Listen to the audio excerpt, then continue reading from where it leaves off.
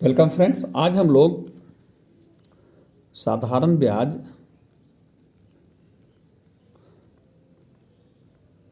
ब्याज से रिलेटेड कुछ फैक्ट देखेंगे।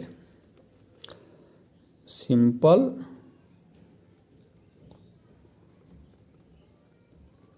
इंटरेस्ट। साधारण ब्याज में मुख्यतः 4-5 चीज जानना जरूरी है। पहला है मूलधन।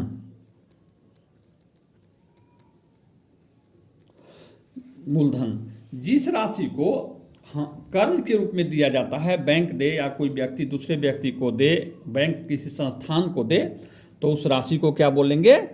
मूलधन। इसको पी से सूचित किया जाता है। दूसरा है समय, टाइम, टी। जितना समय के लिए कर्ज दिया जाता है उस अवधि को समय बोला जाता है। तीसरा है दर, रेट, आर से डिनोट। अब प्रति सैकड़ा जिस हिसाब से ब्याज लेने के लिए सुनिश्चित किया जाता है, प्रत्येक कर्ज एक निश्चित दर पर दिया जाता है, ठीक है, और उसको प्रतिशत के रूप में व्यक्त किया जाता है। इसी को दर बोलते हैं। जैसे 500 लिया 3% पर, मैंने प्रति सैकड़ा पर 3 रुपया, ठीक है। और ब्याज, ब्याज को बोलते हैं इंटरेस्ट। आई से इसको सूचित किया जाता है। तो ब्याज क्या हुआ कि अब पैसा जब कोई संस्थान, बैंक या कोई व्यक्ति दूसरे व्यक्ति को दे, तो उसके बदले में जो अतिरिक्त राशि देता है कर्जदार, उसको ब्याज कहा जाता है, ठीक है। अब एक चीज और है कि मिश्र धन, इसको अंग्रेजी में अमाउंट बोला जाता है, ए। ब्याज और मूलधन, जब व्यक्ति अंत में कर्ज को चुकाता है तो ब्याज मूलधन के साथ ब्याज देता है और दोनों मिलके क्या हो जाता है? मिश्र धन। तो ब्याज और मूलधन जो है वो दोनों का जोड़ जो है सो मिश्र धन कहलाता है। अब फॉर्मूला कुछ देखते हैं। फॉर्मूला देखते हैं।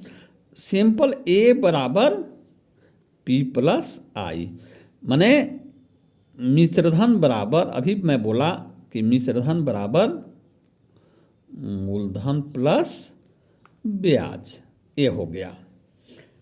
दूसरा सबसे इंपॉर्टेंट फॉर्मूला, अगर ब्याज निकालना है, आई बराबर P into R into T by 100, ठीक है। ब्याज निकालने का फॉर्मूला ये है कि मूलधन गुने दर गुने समय बटा 100। तीसरा, अगर हमको दूसरा चीज कुछ ये तीनों में से कोनो निकालना है तो मूलधन अगर निकालना होगा तो इसको क्रॉस मल्टीप्लाई कर देंगे, 100 इंटू आई बटा आर इंटू टी। इसी तरह हम लोग को आर निकालना होगा तो 100 इंटू आई, अब 100 इंटू आई, आर निकालना है तो पी इंटू टी। इसी तरह अगर टी निकालना होगा तो 100 इंटू आई बटा आर इंटू पी। यही मेन फॉर्मूला है, 5 ठो। इसी फॉर्मूला पर सभी सवाल बन जाएंगे, ठीक है। पी आर, एक और स्मरण रखना है कि पी आर और टी में क्या है? समानुपाती संबंध होता है, ठीक है। जब केवल पी को एन, माने मूलधन को एन से या एक्स प्रतिशत से परिवर्तित किया जाए, जब मूलधन को हम लोग परिवर्तित कर देंगे तो उसी अनुपात में सिंपल इंटरेस्ट भी परिवर्तित हो जाएगा, ठीक है। ये सब चीज हम लोग आगे पढ़ेंगे। सबसे पहले एक एग्जाम्पल देखते हैं। कि मान लीजिए कि एक किसी आदमी से 5,000 रुपया लिया, 5,000 रुपया ब्याज पर लिया। अब दर जो है ये तो अमाउंट हो जाएगा, जैसे मान लीजिए कि राम किसी व्यक्ति से 5,000 रुपया लिया। अब दर जो है 10% है, वो बोला ये 10% के हिसाब से मैं ब्याज लूँगा। और कितना दिन के लिए? समय अगर मान लीजिए कि 2 वर्ष है, तो पूछेगा कि ब्याज क्या होगा और मिश्र धन क्या होगा। तो हम लोग ब्याज के जानते हैं I बराबर P into R into T by 100। समय को हमेशा वार्षिक होना चाहिए, जब मासिक रहेगा तो उसको 12 से भाग देके वर्ष में चेंज कर लेंगे। तब 5,000 इंटू आर हो गया दर 10 इंटू समय 2/100, 2 जीरो से 2 जीरो कट गया, ठीक है। 50 दहाँ 500 दूनी 1,000, 1,000 रुपया क्या हो गया? ब्याज हो गया। ब्याज कितना हो गया? 1,000। और अगर इसी को मिश्रधन बोले, जे मिश्रधन बताइए अमाउंट, तो अमाउंट क्या होता है? P प्लस आई, अभी मैं बताया ऊपर में देखे हैं। तो P हो गया 5,000 प्लस अमाउंट हो गया 1,000, तो कितना हो गया? 6,000। यही आंसर हो गया, ठीक है। दूसरा एग्जाम्पल हम लोग देखते हैं।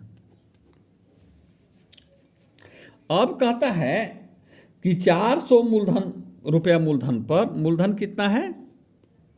400 रुपया।